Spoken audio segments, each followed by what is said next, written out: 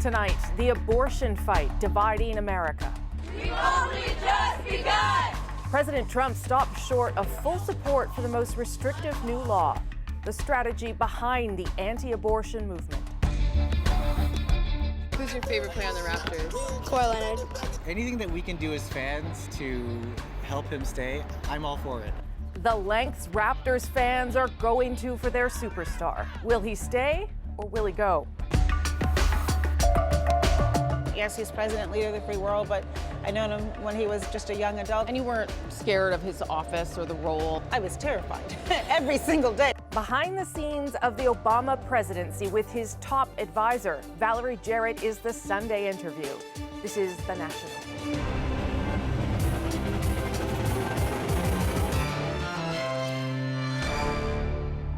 An intense debate on abortion in the U.S. has only escalated this weekend. A number of states have passed laws to restrict it, but none went as far as Alabama. Doctors there could face 99 years in prison for performing the procedure. It would be an effective ban. And as Lindsay Duncombe shows us, it's generating backlash. We've only just begun!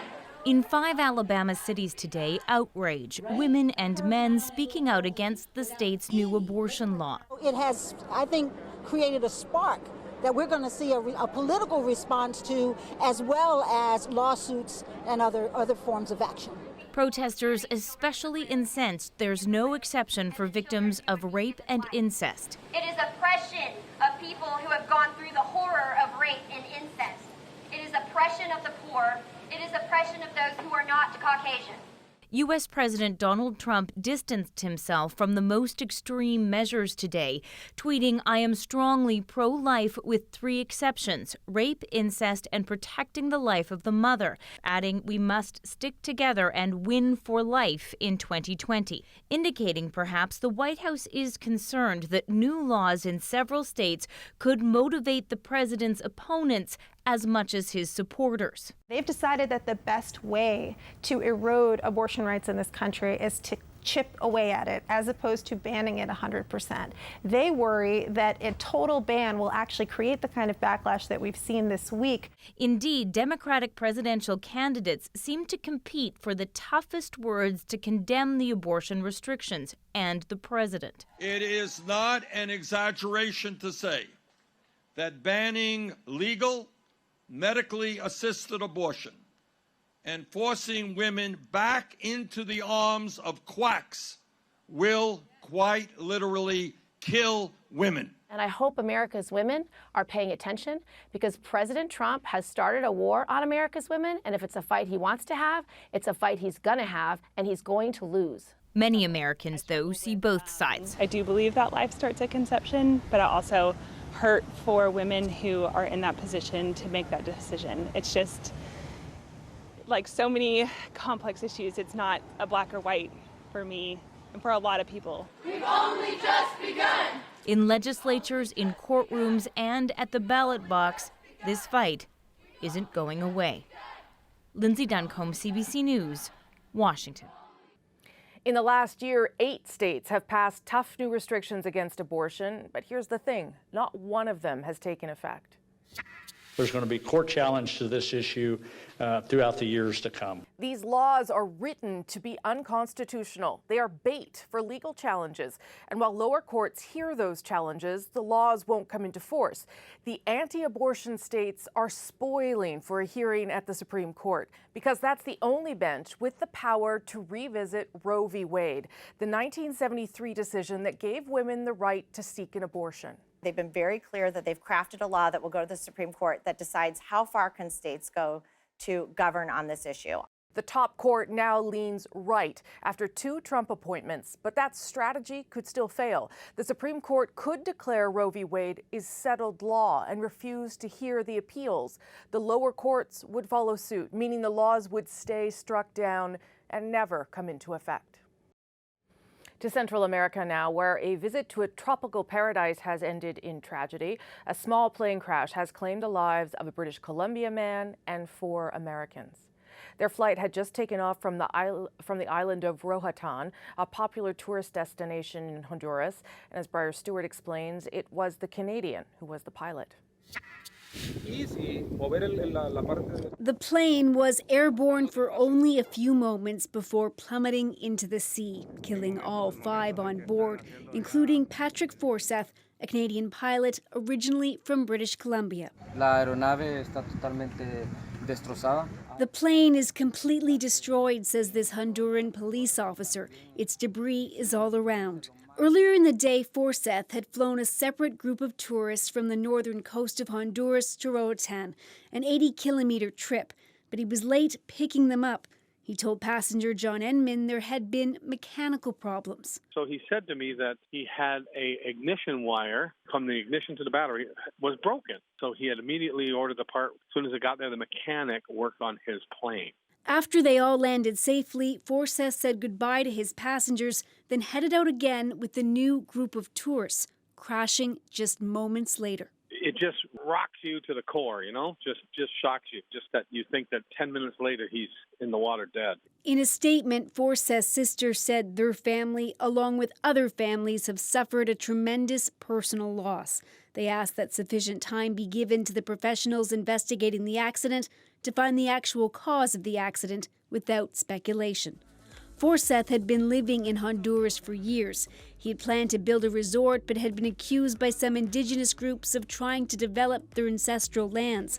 In a statement in 2017, he said he had legally purchased the property and had been trying to reach an amicable resolution. He was like a brother for me. Adil Mendez says Forsyth helped him set up a medevac service in Honduras, and the pair had even been through an emergency landing together last year when the landing gear on the plane failed. Patrick was the best friend I ever had.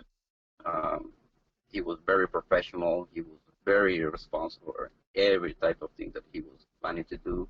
Now his friends and family are mourning his death, while investigators are trying to piece together just what happened in those final moments. Briar Stewart, CBC News, Vancouver. Now we'll look at some of the other stories we are watching on this Sunday night.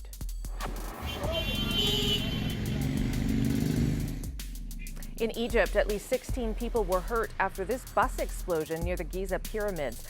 A roadside bomb is blamed. No one has claimed responsibility. 25 people were on board, most of them tourists from South Africa. President, are we going to war with Iran?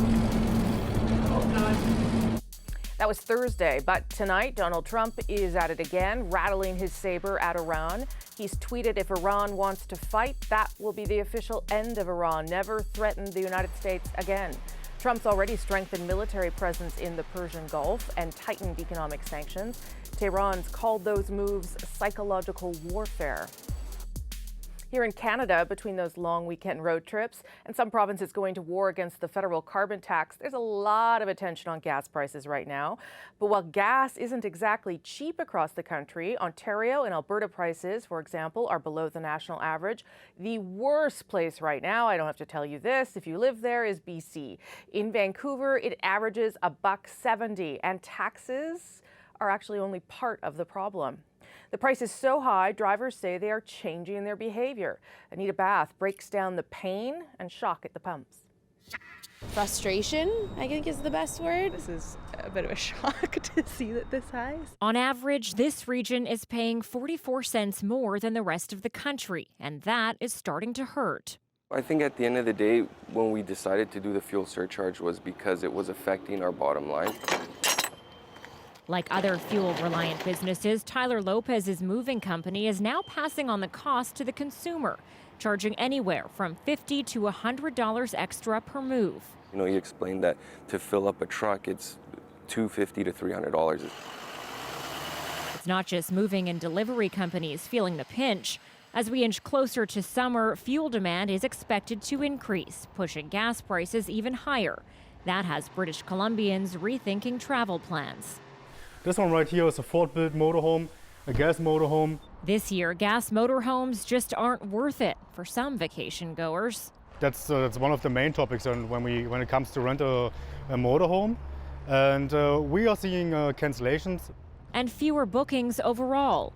Traveland RV is getting desperate, trying to encourage people to keep the rental for longer and just go the distance.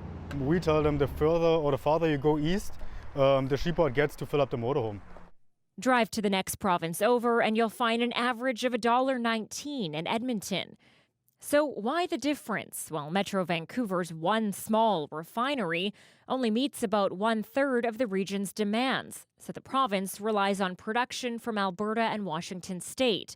But a big chunk of the added cost, more than 60 cents a litre in various taxes, something other major cities just don't see. The knock-on effect of high gas prices is spreading itself through the economy. It's so bad, BC's premier has requested an investigation, which he says could help bring some relief at the pump, though it's not clear what he can do. The longer this goes on, the more likely it is to have a more permanent negative impact. Even BC Ferries is adding a 1.5% fuel surcharge, another blow to residents. I'd love to be able to just go about my day like normal. An unlikely scenario anytime soon. There's no relief in sight, and the gap between BC and the rest of the country is only expected to grow. Anita Bath, CBC News, Vancouver. Next door in Alberta, there will see a big change on the climate file. Premier Jason Kenney has vowed to repeal the provincial carbon tax by the end of the month. The United Conservatives also pledged to scrap subsidies that help homeowners pay for things like solar panels. Aaron Collins looks at the impact of an industry that was growing. This is the front lines of an energy revolution in the heart of oil and gas country. One of nearly 2,500 homes and businesses to embrace solar power in Alberta since 2017. A solar boom ignited by generous subsidies introduced by the former NDP government. The solar system on this home cost nearly $10,000 after a $5,000 rebate. Maybe there will become a price point where the rebate is not quite as necessary, but to get the ball rolling in Alberta, I think it was an outstanding idea. Subsidies that could soon disappear under the province's new Conservative government, making projects like this less attractive. So, the cost recovery, it's like throwing money down the drain. It's hard. For some. And if those subsidies are scrapped, the worry is that some of the 2,000 solar industry jobs in the province will disappear too. Now, the company behind this install's already planning to move to Saskatchewan if the rebates go away. We probably wouldn't do very much business in Alberta at all. We wouldn't focus any of our marketing here. So for diversification, we just have taken root in a few different provinces. In Canada. At this conference in Calgary, the talk is about solar's sustainability, an industry that can exist without subsidies. If you imagine an S-curve, it's an industry, it's right coming off the bottom and starting to accelerate. It won't need these subsidies forever. It probably needs them for a little bit longer. Signs that solar is very much a growth industry are everywhere here. About 10,000 people work in the solar energy sector across Canada these days, a number that could increase tenfold in a decade. Growth that's already been seen south of the border. There are more solar energy and wind energy jobs in the U.S. compared to the fossil fuel industry jobs, so coal, natural gas, and oil. Even with subsidies very much in question, some Alberta companies are pushing forward with solar. That's a beautiful house, but it's got a bit of a twist. Brand new for 2019, 6 solar panels included in every single-family home we build. This builder is moving forward with plans to put solar panels on all of the 750 homes it builds in Alberta each year, rebate or no rebate, a move that's good for the environment and their bottom line. There's been a bigger uptake. They want to do the right thing when they buy a house. They know it's going to decrease their operating costs, and we've seen a big uptake. It's really improved our sales performance. Well, the company charged with putting all those panels up says it isn't going anywhere either, convinced that solar power is now cheap enough to make it on its own. We've been doing it for 16 years without subsidy, and we're going to continue on. Solar prices have come down so far today that solar still makes sense even without any rebates. Well, Alberta's Conservatives are poised to scrap the province's carbon tax and the solar rebates it funds at the end of the month. Some hope a federal program could quickly replace them. But either way, with more than 320 days of sunshine a year, well, many believe the solar industry in Alberta likely has a bright future. Aaron Collins, CBC News, Calgary. Among the other programs funded by the provincial carbon tax, subsidies for windows and water heaters, rebates for thermostats and energy-efficient appliances. It's not clear at this point whether those programs will continue. A federal carbon tax will be imposed on the province, though. Underneath the layup, 34. Kawhi taking over. So hard to host a national newscast and watch a basketball game. Anyway, high drama and high stakes in Toronto tonight as the Raptors battled for a desperately needed win in Game 3 of the NBA Eastern Conference Finals. And you know what? Yeah, they got it done. But barely. The final score, 118-112 in double overtime. Too close for comfort right from the start. And winning that game wasn't even the only source of anxiety for fans. Key to this team making it this far is, of course, their star player, Kawhi Leonard, and he will become a free agent this summer, which means he'll be free to leave. Natalie Nanowski with how the city is trying to convince him to stay. Toronto basketball fans, young and old, are all rooting for one man. Who's your favorite player on the Raptors? Kawhi Leonard. He's only been here a season, but the city has fallen for him hard. The evidence towering over Toronto, even commemorating last week's nail-biting shot against Philadelphia. That brought the Raptors to the Eastern Conference Finals for the second time in franchise history. I feel pretty good, but a little nervous, as every Raptor fan does. But there's more than just this series to worry about. Leonard's future is on the line. Fans are pulling out all the stops to entice him to stay. One condo developer is offering to give Leonard a multi-million-dollar penthouse for free. Not that he can't afford Toronto prices. And several restaurants are promising to feed him for life. We came up with this campaign really just to show Kawhi that we wanted to stay and wanted to commit to Toronto long term. Still, there hasn't been a peep from Leonard. He's a champ when it comes to deflecting questions about his future. Where do you go from here? I'm going to Toronto, Game 3. Fans reading into every word. He did just pronounce Toronto like a local. Toronto. And he was spotted signing up for a Hudson's Bay card. Can you get any more Canadian? I think he's staying, and I say that without hesitation. I think that the Raptors organization has done a great job in terms of hitting all the check boxes, all the items that would be ideal for a player of his caliber. I love that the fans are jumping on board. I mean, there's all types of different things that we can do to show him that we appreciate what he does. The signs are everywhere that Toronto is all in for their superstar. And who could leave that behind? Natalie Nanowski, CBC News, Toronto. No matter what the future holds tonight anyway, Kawhi Leonard is a Raptor. He was once again key in this game. Our Greg Ross is in Jurassic Park where fans gathered to watch it all. Greg, it was a nail-biter right to the very last second, but Kawhi Leonard sure showed that he will persevere and has a lot of patience to try and win.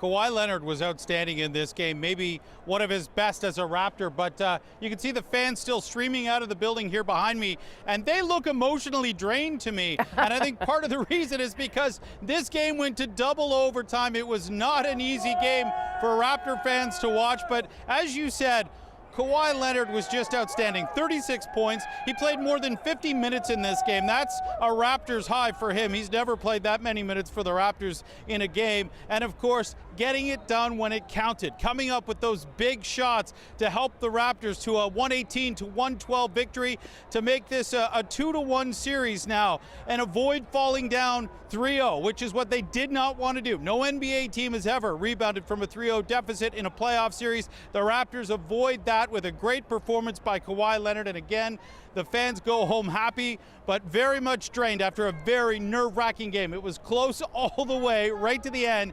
But in double overtime, the Raptors managed to get it done. And we'll head now to Game 4 with a chance to even this series at 2. Oh my gosh, I don't know if I can make it to Game 4. Okay, Greg Ross, thank you from Toronto tonight. Appreciate it. Still ahead on The National, the backlash against going cashless, why some stores are being forced to revert back. And later in our Sunday interview, she was the longest serving senior advisor to any U.S. president. My conversation with Valerie Jarrett on her career and her friendship with the Obamas. I asked for a job on the spot. A couple days later, I said, well, And she said, with bad news, my fiance doesn't think it's such a good idea. And I'm like, well, who's your fiance and why do we care what he thinks? And she said, his name is Barack Obama.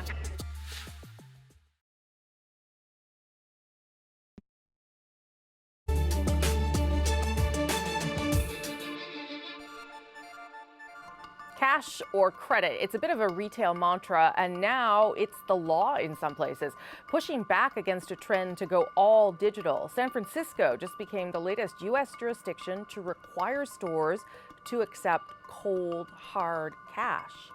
I don't think I'll be able to go there. Philadelphia was the first major city to ban cashless stores. New York, eeks, may soon become the next. The states of New Jersey and Massachusetts are also on board, and the argument is that it's all about fairness. Kim Brunhuber explains how. In the heart of downtown San Francisco, a lunch spot that's right on trend. It's all organic and it's all cashless. The fact of the matter is, I don't think I've carried a significant amount of cash in the last 5 years. So Goldenberg was shocked to hear that his city, the heartbeat of Silicon Valley, is now requiring every brick and mortar store to accept cash. Just seems pretty much useless, especially here. Antiquated? Antiquated is a perfect word. I wish I'd thought of it.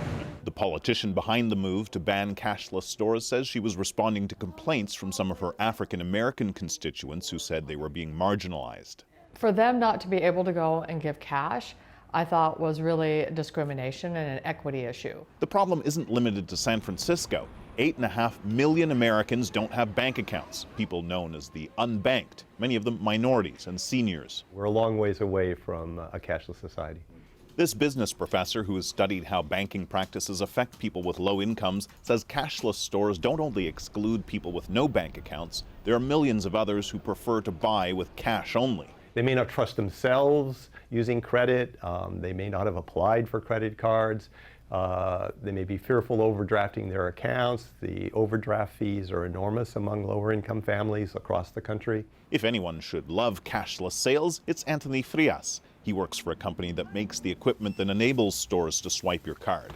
Today, for the first time at this cash-free coffee shop, he didn't even need plastic. Today I actually just set up using the virtual cards on my phone, so not even having to grab my wallet. But then there's this. When his family immigrated to the U.S. and started up a restaurant, they had a tough time getting access to credit, whereas cash, he says, is colorblind.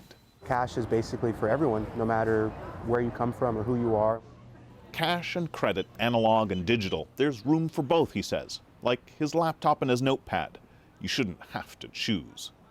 Kim Brunhuber, CBC News, San Francisco. There you go. Still ahead on The National, from trusted friend to senior advisor. I sit down with Valerie Jarrett to talk about her time in the Obama White House. And later, in our moment, the very generous gift that caught one graduating class completely by surprise. My family is making a grant to eliminate their student loans. We looked around and we were like, there's no way. You know, something must be going on. Somebody was pranking us.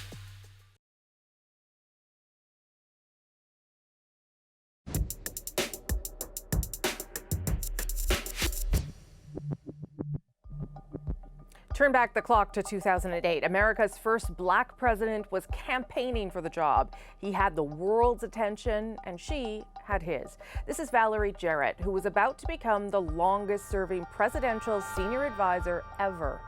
Long before that, she was the Obama's friend. After, she was the target of a racist tweet sent out by actor Roseanne Barr. And tonight, in our Sunday interview, we walk that path with her, from the mundane moments to the monumental.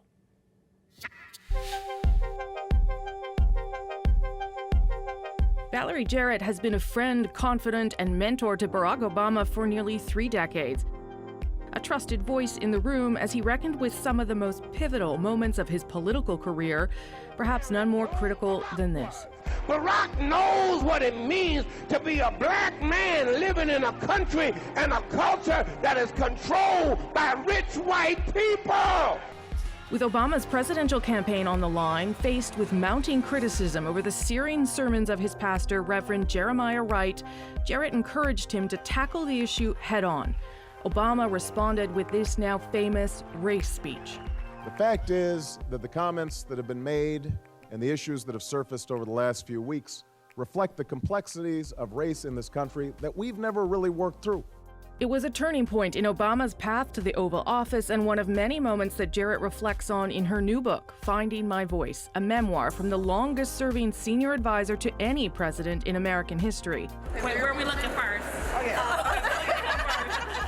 And judging from this mob of fans in Montreal, her star power is showing no signs of fading. And they're put on Instagram. Yeah!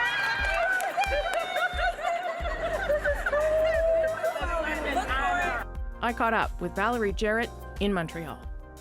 Thank you. I appreciate you coming. Thank you, Rosemary. I want to talk about sort of your foray into politics. I'm going to jump a big section of your life here, but when you realize you don't want to be a lawyer anymore, you realize your marriage isn't working, you're going to have to raise your daughter on your own, and you decide to go and work for Mayor Washington, which isn't someone that would be widely known here in Canada, but the first black mayor of Chicago. Yes. All the people who envied me for this amazing job at a law firm were like, what are you doing? And I said, I'm going to listen to the voice that's most important, and I never looked back. It's so interesting because, I mean, you know this, your friend Michelle Obama has a similar story. Yes. When she leaves, you're very similar in that way. Well, I When she recruited leaves her to join the that's administration. right. And the first thing she said is, I don't really want to be at a big law firm. And I'm like, neither did I. Yeah, Come that's join why you're me here. Can you here. tell people that story? I know you've told it a million times, but it's a really remarkable story because it is a sort of moment that turns all of your lives in a different direction, right? Yes, it does. Yeah, so she walks in for a job interview. She walks in for a job interview. She's tall and elegant and simply dressed, hair pulled back, barely any makeup on. And she sits down and she sees her resume sitting on my desk.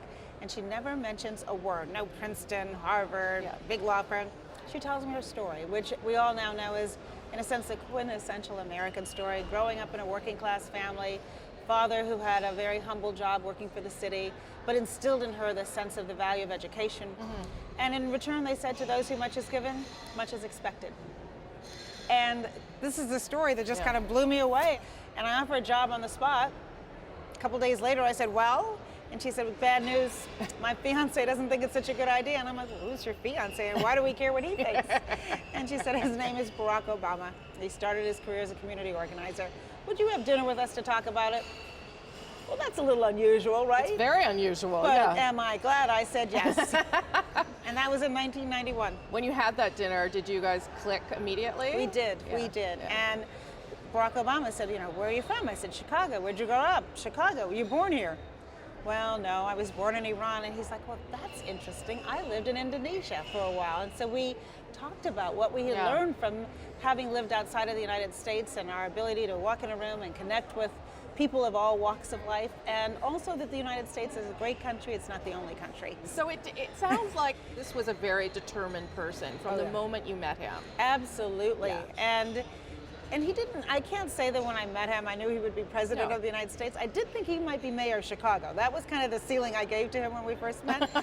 But he was just off in search of how to serve and trying to use the skills and talents and commitment that he had to be a force for good. Then when Senator Obama at the time came and said, I think I'm going to do this, I'm going to run to be president, you didn't doubt for a minute that he could do it. Well, I knew he could run. Yeah. I thought he could win. And actually, when he did win, my mother asked me the question, how did you know that he could? Yeah. Because neither of my parents thought he had a chance. And based on their life experience, that in their lifetime, would there be a black president? No.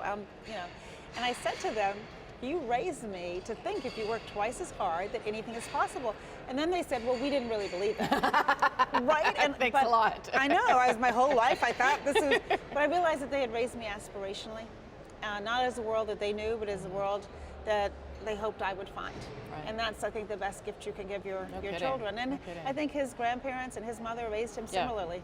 You write in the book that the promise of his campaign, its very purpose, didn't transcend race, but necessarily reckoned with it. Yes. And he was sort of forced to do that with the famous race speech. Was that a moment where you and him and the campaign had to recognize this is a black candidate who wants to be a black president, and we need to start talking about that? Yes, and I think, look, that episode was kind of an existential threat to the campaign, and he had a choice. He could just try to push through it and ignore it, or he could explain it and make it a teaching moment. And he always opts for the latter. And he said, and there were people in the campaign who were like, oh no, I don't think you should give a speech. How can you Too possibly risky. explain this? It's too risky. And he said, and I remember sitting in the conference room with him, he said, I owe it to the American people because they need to see me for who I really am, and they need to be able to put this in context. And it was a turning point in the campaign. When you get to the White House, finally, and you become a senior advisor, but you're also, and I know you've called yourself, or people have said you were the first friend, but you take on a substantive role. Was it ever difficult, though, to be that involved, that deeply involved in the administration, and then also the person that would go and watch a movie with them on Friday night? I actually think it made it easier for me and hopefully for them. For him to have somebody right there in his inner circle, one of 3 senior advisors, longest serving in any in history. Well, I would never have left. I couldn't imagine leaving a day early. And why would you? I left at 11:59 when the Secret Service started saying, this is no longer your White House, you got to get out, kid. So I think it helped him to have somebody who shared his values and who he knew would always tell him what I thought. Right. Yes, he's president, leader of the free world, but I known him when he was just a young adult, and I knew that that's what he wanted from not just me, but everybody. And so to be able to model that behavior so the junior staff person could say, oh, he really is interested in our ideas because he wants to make an informed decision. And you weren't scared of his office or the role, or he knew that you would, like you always said what you meant. Yeah, but I was terrified every single day. Don't think I wasn't afraid. I would wake up in the morning catapulting out of bed, and that's as it should be. It's a really, really tough job and an important job, and knowing that the President of the United States, the leader of the free world, is looking to you for advice and counsel is terrifying. So you get to the end of your term, and then you find out who's replaced President Obama. What was that like, that moment? I think the word I've used is soul crushing. I didn't see it coming, and I spent a lot of time after the election trying to figure out how could a country that had elected Barack Obama twice elect his successor. And it's been, people often ask me, well, how is it watching much of what President Obama accomplished get dismantled?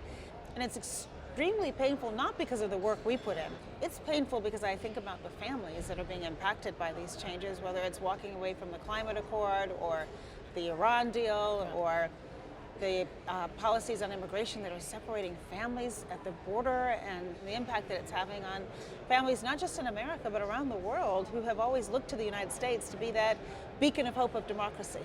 I know you don't like talking about Roseanne Barr. I haven't even seen you be angry about that racist tweet. But I wonder what that tweet told you about the discourse in the country. Well, it's symptomatic of a much bigger problem, and I think that I hunger for the days where we can talk to one another and get to understand one another, put ourselves in each other's shoes, and not see each other through the lens of color or religion or gender, but really have a meaningful conversation. And so, it's a symptom of something that I think we have to change. I want to pull out a quote. This is the other quote that really, it struck a tone with me too, because it's, as a public person, it's something I deal with as well. It was something that Pastor Rick told you, and then you passed on to President Obama. And it was about absorbing pain and how sometimes an essential quality of leadership is being able to absorb pain. And I just thought that was so profound, and I wonder how that has shaped you. Like, did it ever affect you, that stuff that you had to absorb? Well, so this is the challenge. You have to absorb it without it making you numb or without it destroying your soul either. Part of how you go through it is you recognize that a public servant is just that. It's not supposed to be easy. It's really hard.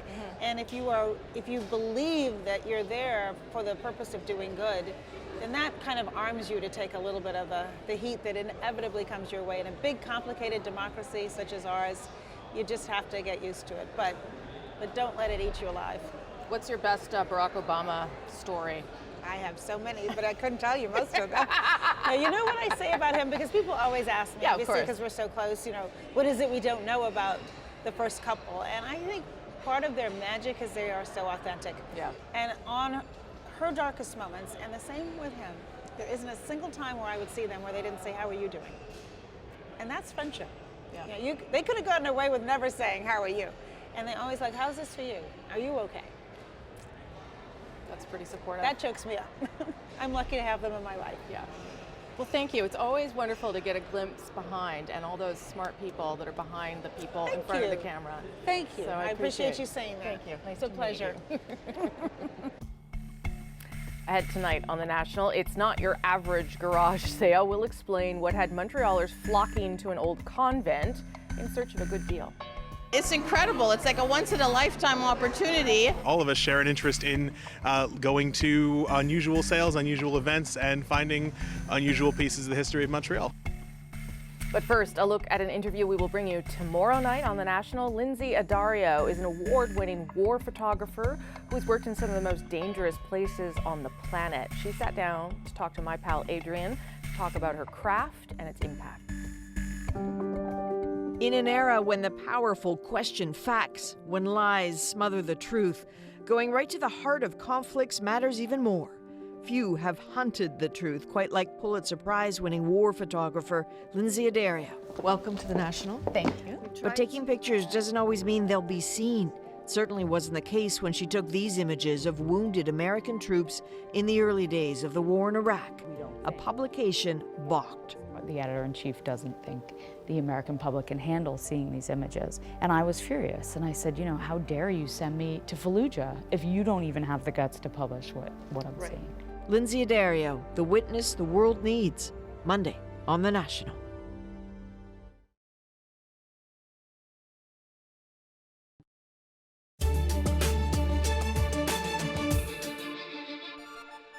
Here are some of the developing stories we're watching tonight here on The National. This out-of-control wildfire near high-level Alberta has forced the shutdown of Highway 35 leading into that community. Wow, check out those pictures.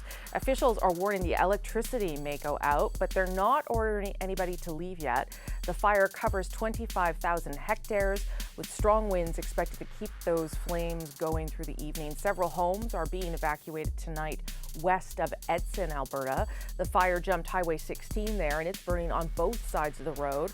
Officials are telling people to stay out of the area. Jagan Reddy's party is doing remarkably well. They could capture power in Andhra Pradesh. Wow, I'd take those graphics for our election. Voting has finally ended in India's election. Exit polls are predicting Narendra Modi's party will win another majority government, but the official ballot count won't happen until Thursday. More than 900 million people, wow, were eligible to cast ballots during 5 weeks of voting. Those that are considering impeachment have to look also at the jury, which would be the Senate. The Senate is certainly not there either. Mitt Romney pouring some cold water on a Republican congressman's call for Donald Trump's impeachment. Yesterday, Justin Amash said the Mueller report revealed Trump engaged in a pattern of behavior that will meet the criteria for impeachment. Trump himself called Amash, quote, a loser who plays right into our opponent's hands. And following Donald Trump's action last week against Chinese telecom company Huawei, Google is suspending most of its business with the company. That means those Huawei Android phones won't get updates to popular Google apps, including YouTube and Gmail.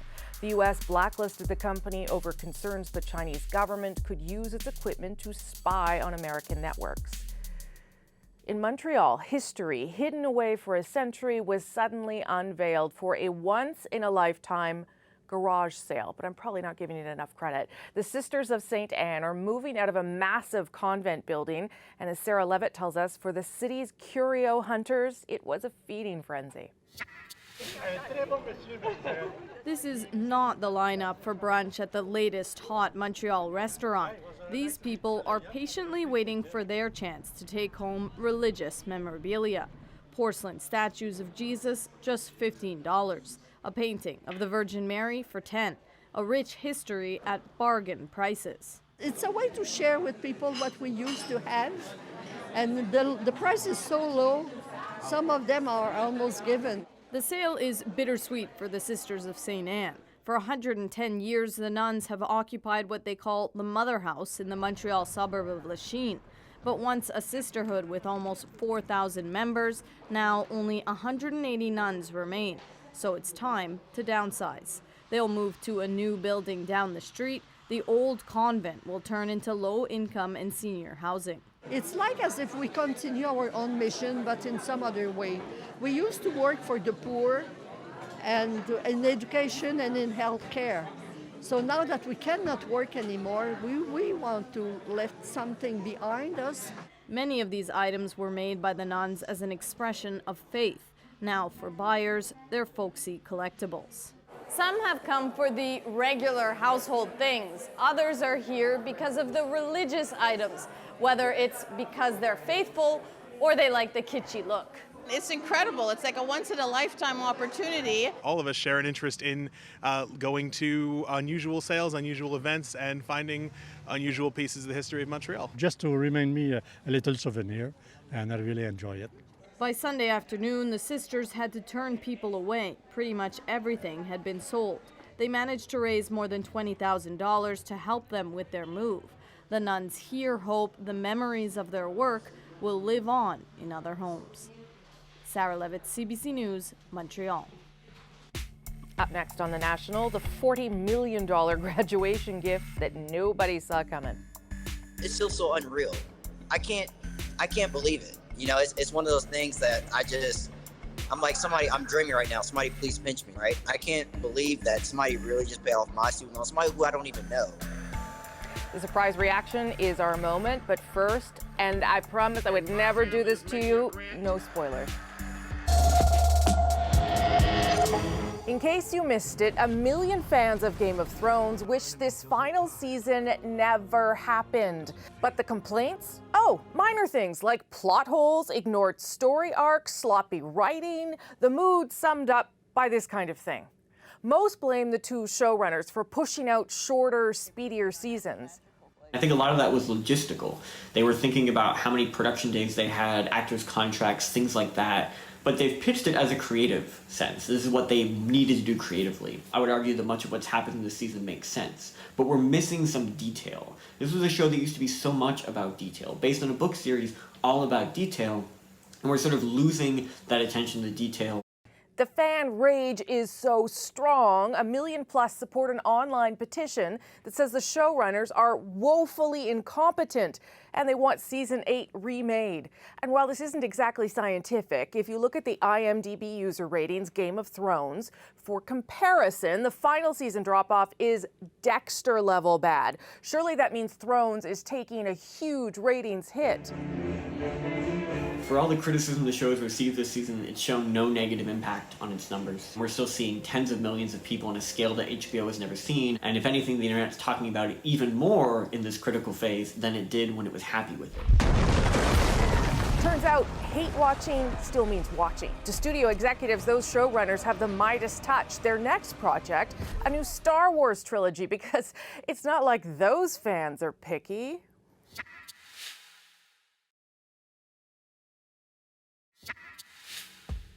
So one graduating class of 2019 received more than their diplomas today. About 400 students from Morehouse College in Atlanta were gifted the surprise of a lifetime. This is going to make you pretty jealous.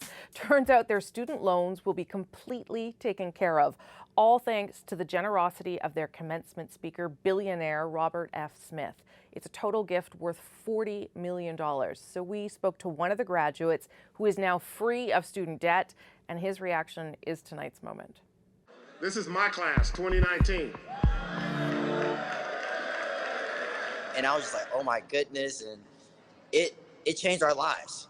It was one of those life-changing things when I cried. And my family is making a grant to eliminate their student loans. We looked around and we were like, there's no way. You know, something must be going on. Somebody was either pranking us. There's no way that's happening to us, right? When does that ever happen? And then we saw the news, and the news said it already got sent over to Morehouse already. And we were like, oh my goodness, we're debt free. I can't believe that somebody really just paid off my student loan, somebody who I don't even know. He came to my commencement night. We found out, I was like, no way. You know, he looks like me. He does exactly what I want to do. I'm working in private equity. I want to own my own shop. And then he goes and does this. And I'm like, wow. Just, he changed people's lives off of just him saying, look, I'll pay off everybody's student loans. So Aaron's student loan, in case you didn't catch that, they're $200,000 now paid off by Robert Smith, who has an estimated worth of $4.5 billion. So some of the parents who have kids are hoping he comes back next year and does the same thing. Remarkable generosity. That is The National for this May 19th. Happy Victoria Day if you're celebrating it.